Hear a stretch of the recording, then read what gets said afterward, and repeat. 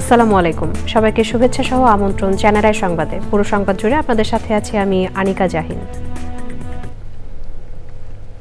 বিস্তারিত সংবাদের শুরুতেই জানিয়ে দিচ্ছি ফ্রেশ আটা ময়দা সুজি সংবাদ শিরোনামগুলো। বেগম খালেদা জিয়াকে সর্বোচ্চ রাষ্ট্রীয় সম্মানে ভূষিত করার আহ্বান, প্রতিহিংসার বিপরীতে ভালোবাসার বাংলাদেশের প্রত্যয় জানানো দেশনেত্রীকে স্মরণ।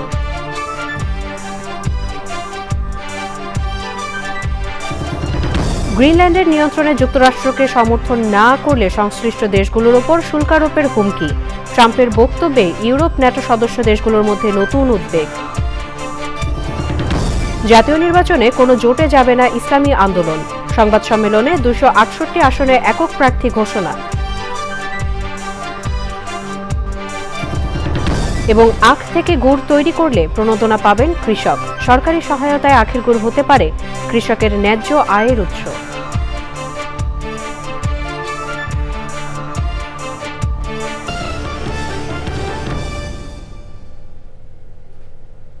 দর্শক, সংবাদ শিরোনামগুলো জানাচ্ছিলাম। এখনকার এই সংবাদ আয়োজন একই সঙ্গে চ্যানেলের ইউটিউব চ্যানেল এবং চ্যানেল আইয়ের ওটিটি প্ল্যাটফর্ম আইস্ক্রিনে লাইভ স্ট্রিম হচ্ছে। যাচ্ছি বিস্তারিত সংবাদে। সাবেক প্রধানমন্ত্রী বেগম খালেদা জিয়ার নাগরিক শোকসভায় বিশিষ্ট নাগরিকরা শ্রদ্ধা ভরে স্মরণ করেছেন আপসহীন নেত্রীকে। তারা বলেছেন, প্রতিহিংসা নয়, ভালোবাসার বাংলাদেশ গড়ে তোলার বেগম জিয়ার এই আদর্শ নিয়েই আগামীর গণতান্ত্রিক পথের যাত্রা হওয়া উচিত। বেগম খালেদা জিয়াকে সর্বোচ্চ রাষ্ট্রীয় সম্মাননা দেওয়ার আহ্বানও জানানো হয় শোকসভা থেকে। রাহুল রায়ের রিপোর্ট। গত 30 ডিসেম্বর সাবেক প্রধানমন্ত্রী বেগম খালেদা জিয়ার মৃত্যুর পর তার জানাজার নামাজে দেশের ইতিহাসে সবচেয়ে বড় জমায়েত হয়েছিল জাতীয় সংসদ ভবনের সামনে ও মানিক মিয়া অ্যাভিনিউ সহ আশপাশের এলাকায়। 3 দিনের রাষ্ট্রীয় শোক পালন করা হয়েছে আর 7 দিনের শোক পালন করেছে বিএনপি। এবার রাজধানীর সংসদ ভবনের দক্ষিণ প্লাজায় বেগম জিয়ার স্মরণে শোকসভার আয়োজন করেছিল নাগরিক সমাজ। স্ত্রী ডাক্তার জুবাইদা রহমান, একমাত্র কন্যা জাইমা রহমানকে নিয়ে অনুষ্ঠানে ছিলেন বিএনপি চেয়ারম্যান তারেক রহমান। নিজে বক্তব্য না দিলেও তার মা বেগম খালেদা জিয়াকে নিয়ে বিশিষ্ট নাগরিকদের বক্তব্য শুনেছেন মনোযোগ দিয়ে। আমি এই বর্তমান সরকারকে অনুরোধ করব, খালেদা জিয়াকে যেন সর্বোচ্চ সম্মানসূচক উপাধি দেওয়া হয়। একটি দলীয় রাজনীতি সিদ্ধান্ত নয়, এটি হবে জাতির পক্ষ থেকে একটি ঐতিহাসিক ও মর্যাদাপূর্ণ স্বীকৃতি। বেগম খালেদা জিয়ার মৃত্যুতে সময়ের মৃত্যু হয় নাই, ইতিহাসের মৃত্যু হয় নাই।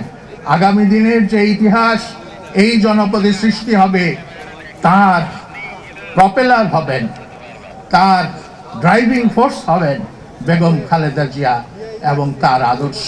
তিনি কেবলমাত্র জাতীয়তাবাদী দলের নেত্রী ছিলেন না, সত্যিকার অর্থেই মানুষের এবং দেশের নেত্রী হয়ে উঠেছিলেন।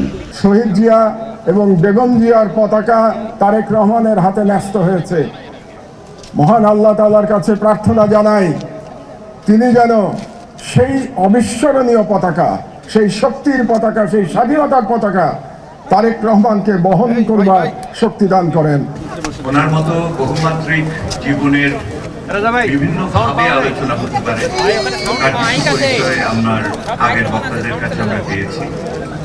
আমরা জাতীয়ভাবে বৈশ্বিকভাবে আলোচনা করতে পারি, সামষ্টিক ব্যষ্টিকভাবে আলোচনা করতে পারি, বিভিন্ন আঙ্গিক থেকে তাৎক্ষণিকতা এবং ঐতিহাসিক দৃষ্টিভঙ্গি থেকেও আলোচনা করতে পারি। ইউরোপীয় ইউনিয়ন, ভারত, চীন সহ 23টি দেশের কূটনীতিকরা ছিলেন নাগরিক শোকসভায়। ব্যানারে লেখা ছিল অপরাজেয় বেগম খালেদা জিয়া। তার সেই অপরাজেয় রাজনৈতিক জীবনের কথাই বারবার উঠে আসে শিল্পী, সাহিত্যিক, মিডিয়া ব্যক্তিত্ব সহ পেশাজীবীদের বক্তব্যে। ভোট কেন্দ্র যেন সত্যি উৎসব মুখরিত হয়ে ওঠে এবং সত্যি সেখানে যেন সপরিবারে আপনারা যান এবং গিয়ে আপনারা ভোট দেন। কেননা এই যে আজকে শোকসভা, এই শোকসভা যদি রিয়েলি অর্থবহ মিনিংফুল করতে হয়, তাহলে এই শোককে শক্তিতে রূপান্তরিত করতে হবে। তিনি বাংলাদেশে একটি অবাধ ও সুষ্ঠু নির্বাচনের মধ্য দিয়ে নির্বাচিত প্রথম প্রধানমন্ত্রী। আমরা কেন তাকে প্রথম নারী প্রধানমন্ত্রী করতে চাই? দ্বিতীয়ত হচ্ছে, রাজনীতিতে যোগ দেওয়ার পরে দ্রুততম সময়ের মধ্যে তিনি সর্বোচ্চ নির্বাহী ক্ষমতা পেয়েছেন। আমি স্বাধীন সাংবাদিক হিসাবে আমার মন জয় করেছে, আমার মনে ওনার গভীর শ্রদ্ধার জায়গা করে দিয়েছে, এবং পরবর্তীকালে ওনাকে আরো দেখেছি এবং সত্যিকার অর্থে দেশকে ভালোবেসে দেশের গণতন্ত্রকে সমৃদ্ধ করার ক্ষেত্রেও ওনার অবদানকে আমি স্মরণ করি। বেগম খালেদা জিয়া সবসময় এথিক্যালি এবং সঠিক পথে বিজনেস করার ব্যাপারে ব্যবসায়ীদের অনুপ্রেরণা দিতেন। ছাত্রদের প্রতি এবং শিক্ষকদের প্রতি এত অনুভূতি যে ছাত্ররা শিক্ষকরা চিরদিন মনে রাখবে এবং বিশ্ববিদ্যালয়ের চিরদিন স্মরণ করবে শ্রদ্ধার সাথে। ওনার অনেক অসাধারণ কিছু বৈশিষ্ট্য ছিল। উনি সৎ ছিলেন, দৃঢ় প্রতিজ্ঞ ছিলেন, আত্মত্যাগী ছিলেন, দেশপ্রেমিক ছিলেন। ওনার মধ্যে রুচির এক অবিস্মরণীয় প্রকাশ ছিল, পরমত সহিষ্ণু ছিলেন। বিশিষ্ট নাগরিকরা বলেছেন, বেগম খালেদা জিয়ার মৃত্যু যেমন শোকের, তেমনি তার জীবনাদর্শ এক মহান শক্তি। বক্তব্য শেষে বিশেষ দোয়া ও মোনাজাতের মধ্য দিয়ে শেষ হয় সাবেক প্রধানমন্ত্রী বেগম খালেদা জিয়ার স্মরণে নাগরিক শোকসভা। রাহুল রায়, চ্যানেল আই, ঢাকা। সাবেক প্রধানমন্ত্রী বেগম খালেদা জিয়ার স্মরণে নাগরিক শোক সভা ছিল এক অন্তর্ভুক্তিমূলক আয়োজন। এতে যেমন পতিত সরকারের আমলে বেগম খালেদা জিয়ার চিকিৎসার নানা প্রতিকূল অবস্থার কথা তুলে ধরেন তার চিকিৎসক, তেমনি আবেগাপ্লুত শ্রদ্ধা জানান ধর্ম বর্ণ নির্বিশেষে বিভিন্ন শ্রেণী-পেশার ব্যক্তিরা। আক্তার হোসেনের রিপোর্ট। বিশ্বজয়ী হাফেজ তাকরিমের কোরআন তেলাওয়াতের মধ্য দিয়ে শুরু হয় বেগম খালেদা জিয়ার স্মরণে আয়োজিত ও নাগরিক শোকসভা। মহিয়সীর সংগ্রামী জীবন ও চারিত্রিক দৃঢ়তার নানা দিক নিয়ে স্মরণ করেন বক্তারা। কারাগারে বেগম জিয়ার দুঃসহ জীবন ও চিকিৎসায় রাষ্ট্রীয় অবহেলার নানা তথ্য তুলে ধরেন ব্যক্তিগত চিকিৎসক doctor FM Siddique. Madam Khaleda জিয়ার এই ধরনের অবহেলা লিভার ফাংশন দ্রুত অবনতি ঘটিয়ে ওনাকে মৃত্যুর দিকে ঠেলে দিয়েছিল। এটা ইচ্ছাকৃত অবহেলা, এটা একটা অমার্জনীয় অপরাধ। বক্তারা বলেন, বেগম খালেদা জিয়ার জীবনের অন্যতম বৈশিষ্ট্য ছিল অসীম ত্যাগ, ধৈর্য আর দেশপ্রেম। অসাম্প্রদায়িক, বহুত্ববাদী ও অন্তর্ভুক্তিমূলক বাংলাদেশ ছিল বেগম জিয়ার রাজনীতি। গ্রেট স্যাক্রিফাইস গ্রেট লিডার বানায়, এবং বেগম খালেদা জিয়ার যদি জীবনটা দেখেন, এটা পুরোটাই sacrifice. Begum Zia strengthened the foreign policy of Bangladesh on the basis of what was laid out President Ziaur Rahman. এই গণতান্ত্রিক সংগ্রামের মধ্য দিয়ে আমরা যেন অতীতের সমস্ত কালিমা মুছে সব নাগরিকের অধিকার বৈষম্যের দেয়ালটা ভেঙে ফেলতে পারি। মৃত্যুঞ্জয়ী নেত্রী বেগম খালেদা জিয়া জীবদ্দশায় মায়ের মতো আগলে রেখেছিলেন সবাইকে। পার্বত্য চট্টগ্রামে উনি দুটি নিদর্শন রেখে গেছেন। বেগম জিয়াই দিয়েছিলেন, যখন তিনি সরকার প্রধান ছিলেন, প্রথমবারের মতো সেই গ্রামের কারবারির সম্মানী ভাতা দিয়ে তার পদকে স্বীকৃতি দেওয়া। বাংলাদেশে প্রতিবন্ধী মানুষ নয়, যারা অনেক পিছিয়ে পড়া মানুষ, উনি যখনই একটা কথা শুনেছেন ওটা উনি রিসিভ করেছেন খুব মনোযোগের সহিত, এবং সেই অনুযায়ী উনি কিন্তু পদক্ষেপ নেবার চেষ্টা করেছেন। আপোষহীন সংগ্রামের অনুপ্রেরণা ও স্বাধীনতা সার্বভৌমত্বের প্রতীক হিসেবে কয়েক প্রজন্মের হৃদয়ের গহীনে বেঁচে থাকবেন বেগম খালেদা জিয়া। আগামী দিনে আক্তার হোসেন, চ্যানেল আই, ঢাকা। গ্রিনল্যান্ডের নিয়ন্ত্রণ প্রশ্নে যুক্তরাষ্ট্রের অবস্থানকে সমর্থন না করলে সংশ্লিষ্ট দেশগুলোর উপর শুল্ক আরোপের হুমকি দিয়েছেন মার্কিন প্রেসিডেন্ট ডোনাল্ড ট্রাম্প। হোয়াইট হাউসে এক বক্তব্যে তিনি বলেন, জাতীয় নিরাপত্তার স্বার্থে গ্রিনল্যান্ড যুক্তরাষ্ট্রের জন্য অত্যন্ত গুরুত্বপূর্ণ। এদিকে গ্রিনল্যান্ড ইস্যুতে যুক্তরাষ্ট্রের ডেমোক্র্যাট ও রিপাবলিকান আইন প্রণেতাদের একটি প্রতিনিধি দল ডেনমার্কের রাজধানী কোপেনহেগেনে বৈঠক করছে। চলতি বছরের জানুয়ারিতে হোয়াইট হাউসে ফেরার পর থেকেই ট্রাম্প বারবার দাবি করে আসছেন, ডেনমার্কের আধা স্বায়ত্তশাসিত অঞ্চল গ্রিনল্যান্ডের নিয়ন্ত্রণ যুক্তরাষ্ট্রের হাতে থাকা উচিত। প্রয়োজনে শক্তি ব্যবহারের সম্ভাবনার কথাও জানান তিনি।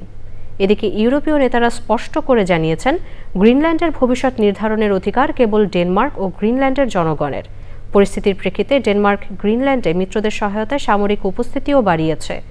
যুক্তরাষ্ট্রের কংগ্রেস সদস্যরা বলছেন ওয়াশিংটনের বক্তব্য যতটা উত্তপ্ত, বাস্তবতা ততটা নয় এবং তারা উত্তেজনা কমাতে কাজ করবেন। তবে ট্রাম্পের এমন বক্তব্য ইউরোপ সহ ন্যাটো সদস্য দেশগুলোর মধ্যে নতুন উদ্বেগ তৈরি করেছে। এবার জাতীয় সংসদ নির্বাচন 2026।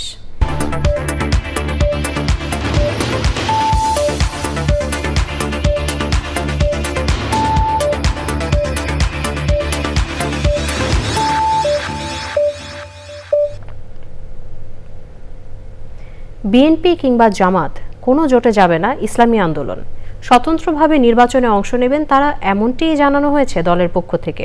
সংবাদ সম্মেলনে তারা আরও বলেন, এরই মাঝে 268 আসনের প্রার্থী দেওয়া হয়েছে, বাকিগুলো মতাদর্শের সাথে মিল রেখে প্রার্থী চূড়ান্ত করবেন। জামাতের সাথে 11 দলীয় নির্বাচনী ঐক্য থাকলেও শেষ পর্যন্ত আসন ভাগাভাগি নিয়ে সমঝোতা না হওয়ায় তারা নির্বাচনে একলা চলার নীতি অনুসরণ করল। আমির ডাক্তার শফিকুর রহমান, তিনি বিএনপি প্রধান জনাব তারেক রহমানের সাথে সাক্ষাৎ শেষে তিনি স্পষ্ট করে বলেছেন যে তারা জাতীয় সরকার নির্বাচন পরবর্তী জাতীয় সরকার বিএনপির সঙ্গে জাতীয় সরকার গঠন করবেন। একটি প্রতিদ্বন্দ্বী শক্তির সাথে গিয়ে উনি নিজে ঘোষণা দিয়ে আসলেন তিনি জাতীয় সরকার করবেন, তাদের ঐক্যের পাটাতনে দাঁড়িয়ে রাষ্ট্র পরিচালনা করবেন। তাহলে এখানে আমাদের সাথে তো বিষয়টা তিনি ডিসকাস করেন নাই। প্রতিদ্বন্দ্বী দলের সাথে হয়ে যাচ্ছে, তাহলে নির্বাচনটা আসলে পাতানো নির্বাচন হবে কিনা, এটা কি ইলেকশন হবে নাকি সিলেকশন হবে, এই সংখ্যাটা আমাদের সামনে চলে এসেছে। গণতন্ত্র, সাম্য, সামাজিক ন্যায় বিচার ও জনগণের রাজনৈতিক কর্তৃত্ব প্রতিষ্ঠার লক্ষ্য নিয়ে আত্মপ্রকাশ করল নতুন রাজনৈতিক platform network for people's action NPA. প্রচলিত দলগুলোর রাজনৈতিক সংস্কৃতির বিকল্প হিসেবে দাবি করে তারা বলছেন গণতান্ত্রিক, বৈষম্যহীন ও মানবিক সমাজ নির্মাণে এনপিএ একটি সার্বজনীন প্ল্যাটফর্ম হতে চায়। এবারে যাচ্ছি অন্যান্য সংবাদে। পুরনো কর্মস্থল চ্যানেল আইয়ে এসেছিলেন বিএনপির চেয়ারম্যান তারেক রহমানের প্রেস সচিব এবং চ্যানেল আইয়ের সাবেক প্ল্যানিং এডিটর সালেহ শিবলি। শুক্রবার সন্ধ্যায় তিনি চ্যানেল আইয়ে আসলে তাকে স্বাগত জানান সাবেক সহকর্মী ও চ্যানেল আইয়ের chief executive editor Zahid Nawaz Khan, chief news editor Mir Masrur Zaman ও অন্য সাবেক সহকর্মীরা। একসময়ের কর্মস্থল চ্যানেল আইয়ের নানা ঘটনার স্মৃতিচারণ করেন সালেহ শিবলি। সমসাময়িক রাজনৈতিক পরিস্থিতি নিয়েও সাবেক সহকর্মীদের সাথে ঘরোয়া আলোচনা করেন। বিএনপি চেয়ারম্যানের প্রেস সচিব সালেহ শিবলি 2007 থেকে 2009 সাল পর্যন্ত চ্যানেল আইয়ে কর্মরত ছিলেন। সে সময় একটি সিরিজ রিপোর্টের সূত্র ধরে তিনি দেশ ত্যাগে বাধ্য হয়েছিলেন। তারেক রহমানের সাথে 25শে ডিসেম্বর তিনি দেশে ফেরেন। চ্যানেল আইয়ে ঘরোয়া আলোচনার সময় বিএনপির কেন্দ্রীয় নির্বাচন পরিচালনা কমিটির সদস্য ব্যারিস্টার গিয়াসউদ্দিন রিমন ছিলেন।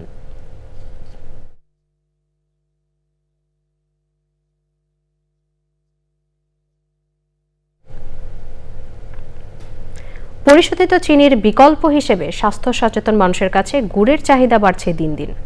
স্থানীয়ভাবে উৎপাদিত আখ, স্বল্প প্রযুক্তিতে প্রক্রিয়াজাতকরণ আর গ্রামীণ কর্মসংস্থানের সরাসরি সংযোগ, এই তিনের সমন্বয়ে নতুন সম্ভাবনার দুয়ার খুলছে আখের গুড়।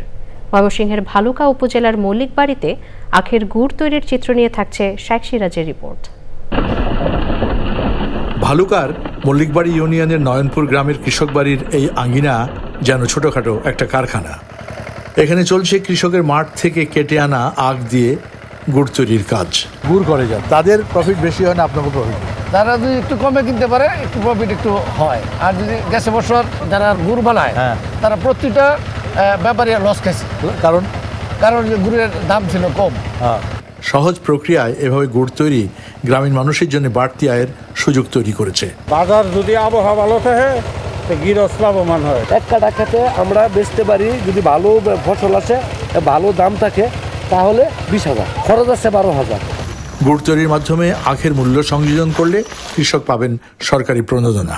এই অঞ্চলে 2,435 হেক্টর জমিতে আখ চাষ হচ্ছে, তার মধ্যে আমরা 80 জনকে প্রণোদনা দিচ্ছি। প্রতিজন কৃষক 1 বিঘা জমির জন্য প্রায় 8,300 টাকা করে তারা প্রণোদনা পাবে। আখের যে কাণ্ড বীজ এটা কিনে দিবে, তারপরে আর সার দিব কিছু, আর কিছু আন্তঃপরিচর্যা আছে যেটাতে আমরা তাকে ক্যাশ দেব। সরকারি সহায়তা আর উদ্যোক্তাদের উদ্যোগ একসঙ্গে হলে আখের গুড় হতে পারে কৃষকের ন্যায্য আয়ের উৎস, গ্রামীণ শিল্পায়নের চালিকা শক্তি এবং রপ্তানি আয়ের নতুন একটি খাত। সাদা চিনির প্রতি মানুষের আগ্রহ দিন দিন কমে আসছে। স্থানীয় পর্যায়ের এই লাল গুড় বা লাল চিনিগুলোকে যদি আমরা প্রপারলি কৃষি পণ্যে রূপান্তরিত করতে পারি, ভ্যালু অ্যাডেড পণ্যে রূপান্তরিত করতে, তাহলে বিশ্ববাজার ধরাটা খুব কঠিন কিছু নয় বর্তমান সময়ের জন্য। প্রয়োজন নির্দেশনা এবং সুন্দর প্যাকেজিং। ময়মনসিংহের ভালুকার, নয়নপুর থেকে শাইখ সিরাজ, চ্যানেল। দর্শক, এ নিয়ে বিস্তারিত প্রতিবেদন প্রচার হবে আজ রাত ৯টার সংবাদের পর হৃদয়, মাটি ও মানুষ অনুষ্ঠানে। এবার বিপিএল টি-20 ক্রিকেট প্রসঙ্গ।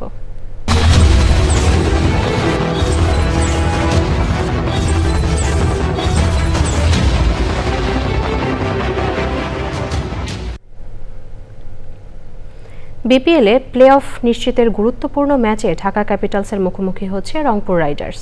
মিরপুরের হোম অফ ক্রিকেটে ম্যাচটি শুরু হবে দুপুর ১টায়। রংপুর জিতলে চতুর্থ দল হিসেবে শেষ ৪ নিশ্চিত করবে ২০১৭-র চ্যাম্পিয়ন। তবে সিলেটে টানা ৩ ম্যাচ হেরে আত্মবিশ্বাসে ঘাটতি পড়েছে নুরুল সোহানের দলে। ওদিকে ঢাকা জিতলে প্লে অফের রেসে টিকে থাকবে মিঠুন, মোস্তাফিজরা। দিনের দ্বিতীয় ম্যাচে চট্টগ্রাম রয়্যালস লড়বে রাজশাহীর সঙ্গে। দুদলই চাইবে জয় দিয়ে প্রথম কোয়ালিফায়ারের টিকিট নিশ্চিত রাখতে। একই ভেন্যুতে ম্যাচটি শুরু হবে সন্ধ্যা ৬টায়। দর্শক, সংবাদের এ পর্যায়ে নিচ্ছে একটি বিরতি, আর বিরতির পর জানিয়ে ফিরছি।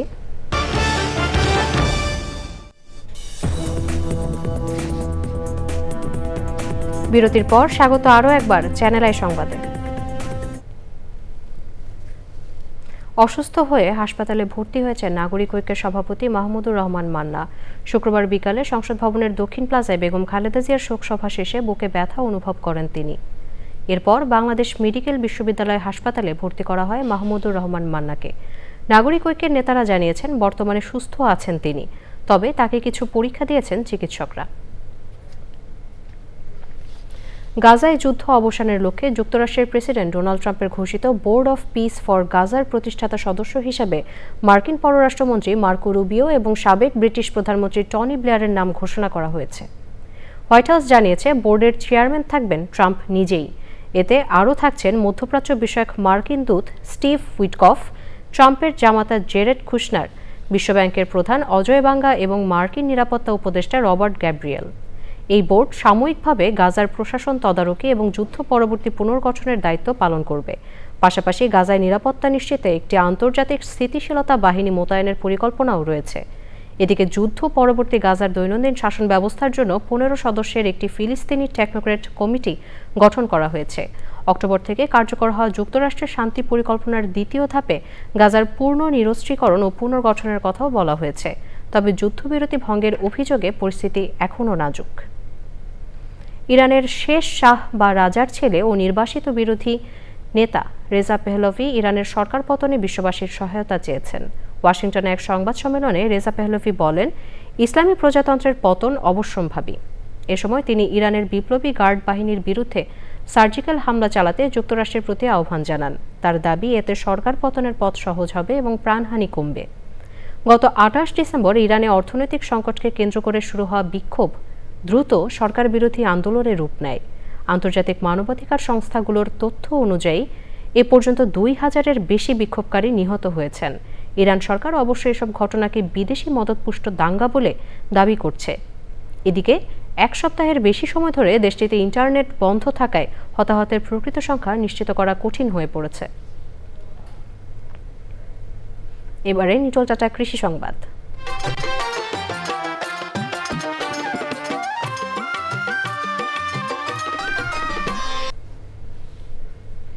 দীর্ঘদিন ধরে চলা শৈত্যপ্রবাহ আর ঘন কুয়াশায় গাইবান্ধায় বোরো বীজতলা ক্ষতির মুখে পড়েছে। কুয়াশায় বীজতলায় রোপণ করা চারা বিবর্ণ হয়ে শুকিয়ে যাচ্ছে। এতে বোরো চাষের লক্ষ্যমাত্রা নিয়ে শঙ্কায় পড়েছেন কৃষক। এবারে প্রকৃতি সংবাদ।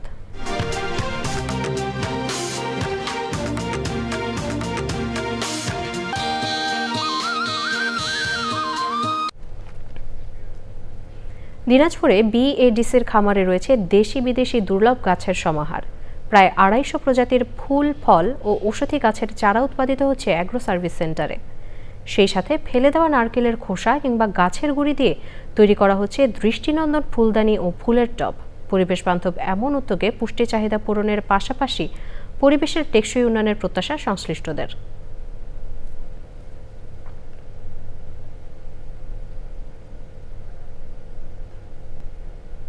দর্শক, সংবাদ শেষ করার আগে ফ্রেশ আটা ময়দা সুজি সংবাদ শিরোনামগুলো জানিয়ে দিচ্ছি আরও একবার। বেগম খালেদা জিয়াকে সর্বোচ্চ রাষ্ট্রীয় সম্মানে ভূষিত করার আহ্বান। প্রতিহিংসার বিপরীতে ভালোবাসার বাংলাদেশের প্রত্যয় জানানো দেশনেত্রীকে স্মরণ।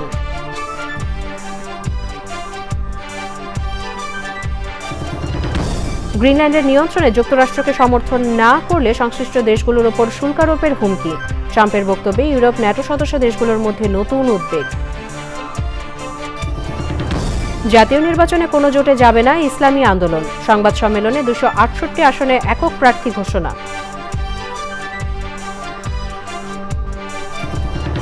এবং আখ থেকে গুড় তৈরি করলে প্রণোদনা পাবেন কৃষক। সরকারি সহায়তায় আখের গুড় হতে পারে কৃষকের ন্যায্য আয়ের উৎস।